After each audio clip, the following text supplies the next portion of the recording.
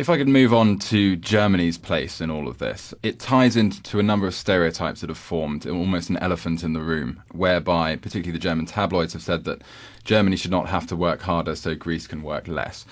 How much of a problem is this in the grand scheme of things in terms of Europe's attitude towards this? It is unfortunate that we have let the tabloid press in any country, not just Germany, around Europe to run the debate with this. I think the vast majority of Germans, as they have demonstrated in polls, recognize how beneficial the single currency has been to their country as much as the other countries in the EU. I don't think that's entirely true. Initial reports suggest that Germany's parliament is going to vote today on this bailout. Many people predict that it will pass. Mm-hmm. So while politicians favour the idea, elements of... Not all the German interior minister said it was a very bad idea. Well, you cannot have 100% consensus on he's the interior minister. I think he's fairly important. The majority of the Christian Democrats who are currently in power support this. The overwhelming majority of the socialists also support it, and the Free Liberals who are in coalition with the Christian Democrats also support it. A lot of the politicians have put them. The politicians have put them in this problem in the first place. Although the German people might disagree, because the politicians have created this European problem in the first place. It's not just the bankers. They always blame the bankers. It's so amusing. They all blame the bankers. The politicians let the bankers run riot, and that's why we've got a problem. Again, considering your professional background, it's interesting that you're making that point, but I will repeat to my original you disapprove of financial services. The European Union seems to disapprove of financial services. They do their level best to destroy the City of London as a financial institution. I always found it interesting how, because the City of London has been subject of EU legislation now for 20, 30 years, and I don't see it being destroyed. It's incremental. And it has been doing very well. You should see the under the stewardship of EU legislation, the City of London has gone from strength to strength. Well, the City of London is ceasing to back the Conservative Party, and it's backing UKIP. That's why the UK and London are so proud of having the city, because it has been so successful, and everybody says so around the world, in Europe and in the UK I'm afraid that's not what they say in the city, actually. And that has happened under the stewardship of EU rulemaking. No, I don't think it has so. been to the British government have been nevertheless, the British government have perpetually resisted all these rules and regulations that Britain bringing in, but the Conservative government has not resisted them enough, and neither did the previous Labour government. And now the City of London are coming to UKIP to support and defend their situation. And quite frankly, in the forthcoming London elections, we have tremendous support from the City of London, because UKIP is the only party who are prepared to save the City of London from the weak sort of obeisance of the Conservative Party in the European Parliament. They either vote with the European majority, or indeed This is turning into a pre-election campaign, I think, for UKIP. If we could just return, we will be here when the results come. If we could just return going back to Germany, indeed. Yes, in particular, the social stigma almost attached to Greece as a country struggling in this economic time. As I said, it's what a certain tabloid paper has been promoting, and other papers of the same sort have followed up with. But I don't think it reflects the sentiment of the average German person. And we should be, again, very careful in pitting people in Europe against each other. The Germans realize how beneficial the euro has been to them and their economy, and they are prepared to do whatever it takes to support the euro. It may be beneficial to Germany, but it's not been beneficial to Spain. It's not been beneficial to Greece, and it's certainly not been beneficial to Portugal. It has been very beneficial to Greece, trust me. Really. We've heard that there are a number of social issues, and by that I mean significant increases in poverty, particularly in Greece. Do you not think that the austerity measures could do something to combat that? One statistic that really jumped out was that the number of calls made to suicide lines in Greece has doubled in 6 months. No, the economic situation is indeed desperate in Greece. Do you not think that the austerity package could in some way curb those issues? Government cannot create jobs, only business creates jobs. All the government do is create false jobs that don't really work.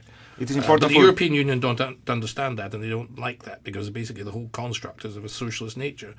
And government cannot create jobs. It's a joke to think of. I think if you talk to a socialist, they will probably tell you that it's a neoliberal construct. But I'm neither a conservative nor a socialist. I'm here to talk about the facts. And the fact of the matter is indeed that the austerity measures are having a very harsh effect on the economy.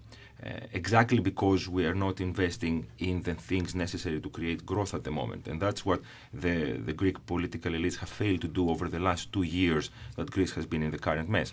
How do you think the European Union can do better? They have preferred to reduce salaries and reduce pensions, increase taxation in areas that are difficult for people to cope with, like property taxation, and that is indeed reducing the income of the average Greek and stopping them from spending. But it is important to consider that the austerity, one part of the austerity which involves the reduction of the private sector, is indeed quite important, because it will shrink the cost of the civil service to the government, and it will allow it to invest in other areas. But at the same time, we need to utilize EU funds, which, as I mentioned earlier, are coming in abundance, and invest in infrastructure, in digital technologies, in harvesting green energy, which is in abundance in Greece, retraining the population. This is going to take years. It's ludicrous. Of course, it will take years. Anything run by government doesn't work. It's got to be run by business. Of course, it will take years, but you will thousands of Greek businesses have gone under because of this ludicrous European currency. It's driven enormous number of Greek business, I think 40% or something, have gone out of business, if not more.